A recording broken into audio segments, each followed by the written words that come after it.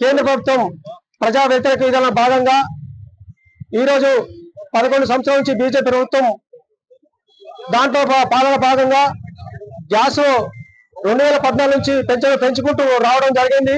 తర్వాత ప్రతిపక్షాలు ఉన్న కమ్యూనిస్ట్ పార్టీలు అనేక ఉద్యమాల ద్వారా గ్యాస్ అక్కడ ఆగిపోయింది. తర్వాత 11 సంవత్సరాలు బీజేపీ ప్రభుత్వం మళ్ళీ మొదలుపెట్టింది. 50 రూపాయలు పెంచి ఈ రోజు పేద ప్రజల్లో గ్రామీణ ప్రాంతాల పట్టణ ప్రాంతాల్లో పేదలకి చాలా ఇబ్బంది పరిస్థితులు ఉన్నాయి. దీన్ని దృష్టిలో పెట్టుకుని ప్రతిపక్ష పార్టీగా ఉన్న కమ్యూనిస్ట్ పార్టీ ఆధ్వర్యంలో మేము ఈ రోజు ఈ బస్తా సంఘంలో ఏర్పాటు జరుగుతుంది. బీజేపీ ప్రభుత్వం ప్రజా వ్యతిరేక విధానాలతో భాగంగా ఈ రోజు వాళ్ళు ప్రభుత్వంలో ప్రపంచంలో ఉన్న క్రూడాయిల్ సంబంధించింది ధరలు తగ్గుతుంటే ఇక్కడ మాత్రం రోజు రోజుకు పెంచే పరిస్థితులు కనబడుతున్నాయి. పెట్రోల్ అన్నారు, పెట్రోల్ పెంచుతాం మళ్ళీ ఆగిపోయారు. ఇప్పుడు గ్యాస్ పెంచడం 50 రూపాయలు పెంచారు. దీన్ని క్రమక్రమంగా ప్రతి ఒక్క ధరలు నిత్యావసర వస్తువుల ధరలు కూడా ఈ రోజు గ్యాస్ బండి పెరుగుతుంది. నెక్స్ట్ కరెంట్ పెంచుతారు. అన్నిగా వాళ్ళకి స్టార్ట్ మొదలుపెట్టిల్లు. ఎందుకంటే మాకు ఇక తిరుగులేని ఉద్దేశంతో ఈ మూడో 11 సంవత్సరాలు బీజేపీ ప్రభుత్వంలో ఉన్న ప్రజా వ్యతిరేక విధానం ఏంటంటే వాళ్ళు పేదల పక్షాలని పేదలుగా చేయడమే ధ్యేయంగా పెట్టుకొని కార్పొరేట్ వ్యవస్థకే ఊడిగం చేస్తూ ఈ రోజు రైతులు ఏ అంశమైనా చూసుకుంటే రైతులు ఉన్న నల్ల చట్టాలు కూడా వాటిని అమలు చేసే పరిస్థితి లేకుండా ఉన్నది.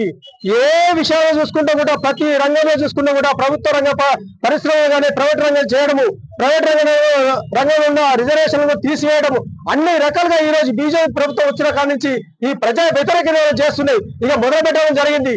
ఇప్పుడు రాజ్యాంగాన్ని కూడా దాన్ని మొన్న వాళ్ళు చెప్పిన ఏంది ప్రభుత్వం రాకముందు 400 సీట్ పార్లమెంట్ లో వస్తే రాజ్యాంగాన్ని మార్చామని చెప్పడం జరిగింది. కానీ రాజ్యాంగ ప్రభుత్వమైనది.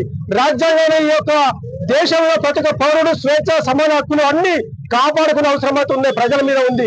ఈ రోజు ఒక్కొక్కరు కూడా ఈ ధరలు పెంచే దాంట్లో బీజేపీ ప్రభుత్వం ముందుకు సాగుతూనే ఉంది.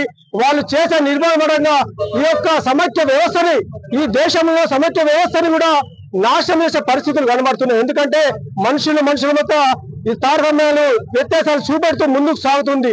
మనుషులు గౌరవించే పరిస్థితి లేకుంది. ఈ దేశంలో లౌకిక రాజ్యంలో ఉన్న అన్ని వర్గాల ప్రజలు మతాలు స్వేచ్ఛగా ఉండే పరిస్థితులు కనబడుతున్నాయి. మొన్న చూస్తే ఒక దళిత యూపీలో చూస్తే ఒక దళిత మంత్రి గుళ్ళకి వెళ్తే అక్కడున్న ఆయన వెళ్ళిపోయిన తర్వాత దాన్ని గంగా జలంతో అక్కడున్న వాళ్ళు సంబంధించి శుద్ధి చేయాలనే ఉద్దేశం చేయడం జరుగుతుంది.